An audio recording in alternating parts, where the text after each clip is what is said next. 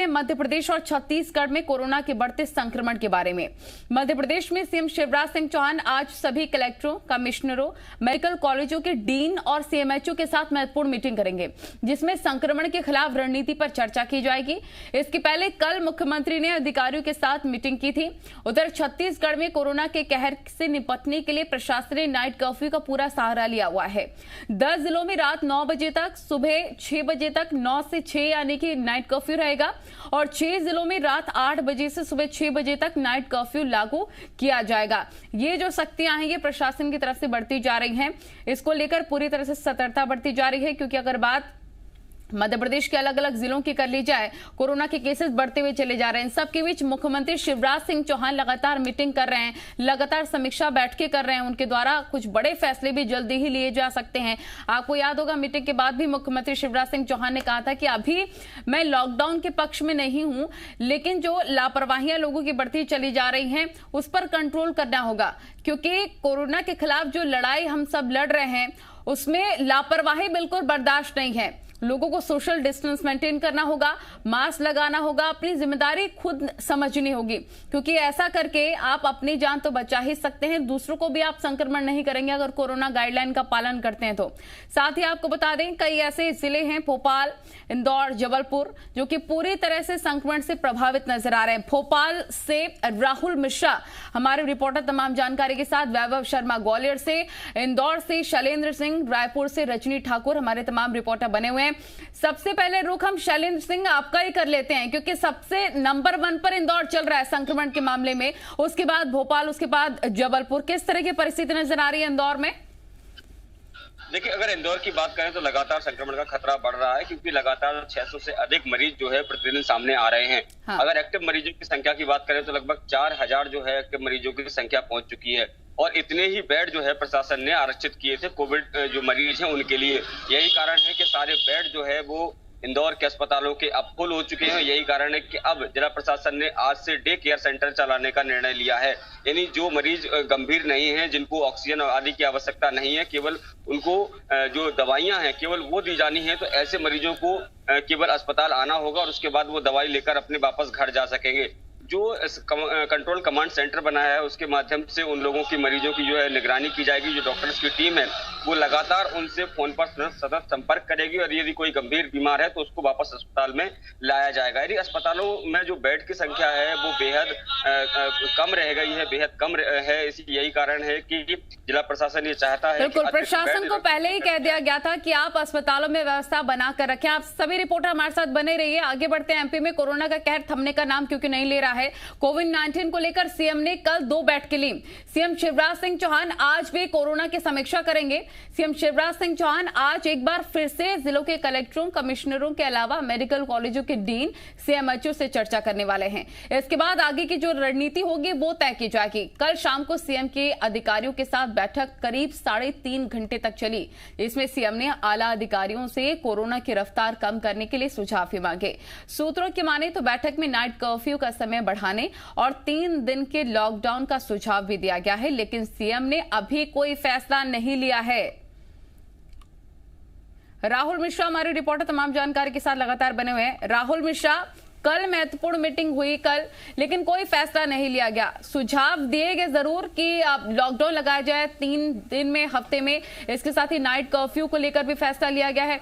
अब फैसला आज ले सकते हैं, हो सकता है। क्या लगता है, इस पर क्या कुछ फैसले लिए जा सकते हैं जो सुझाव कल मुख्यमंत्री ने अधिकारियों से लिए?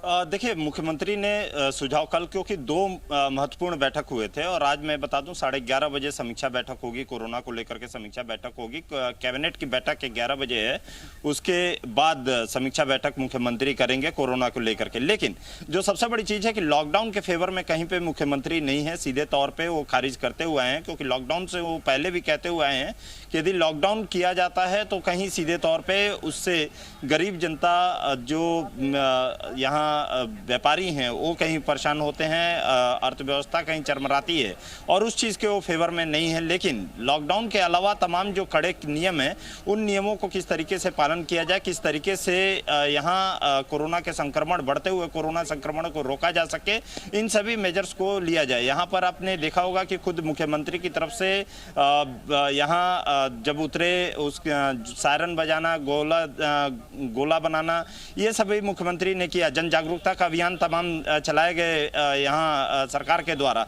लेकिन उसके बाद भी यहाँ संक्रमण का दर लगातार बढ़ता जा रहा है। लोगों के लिए रोको टोको मास्क लगाने के लिए रोको टोको अभियान भी चलाया जा रहा है। तमाम सख्तियां यहाँ पर की गई, लेकिन उसके बाद भी संक्रमण का दर लगातार बढ़ता जा रहा है। कल जब बैठक हुई थी तो जितने जिले हैं उन जिलों के कलेक्टर, इन सभी को आदेश यहाँ पर दिया गया था। साथ ही में हॉस्पिटल्स जो हैं उनको भी तैयारियां पूरी, बेड की संख्या बढ़ाने की जो बात, जो 5% बेड की संख्या बढ़ाने की बात यहाँ की गई थी, उनको, उसके अलावा जो तमाम तैयारियां हैं उन सभी तैयारियों को करने के लिए कहा गया था। आज फिर एक बार मुख्यमंत्री इन सभी के साथ में बैठेंगे, CMHO, डीन, जितने जो हॉस्पिटल्स के हैं उन सभी के साथ में बैठेंगे और समीक्षा यहाँ पर लिया जाएगा हॉस्पिटल्स के बारे में पूरी की किस तरीके से यहाँ पर तैयारियां हैं। क्योंकि सबसे बड़ी चीज़ है कि संक्रमण का दर लगातार बढ़ता जा रहा है और जिस रफ्तार से संक्रमण का दर बढ़ रहा है उससे जो हॉस्पिटल्स हैं उनके लिए खासी दिक्कतों का सामना यहाँ पर करना पड़ेगा। क्योंकि जब संक्रमण का दर बढ़ेगा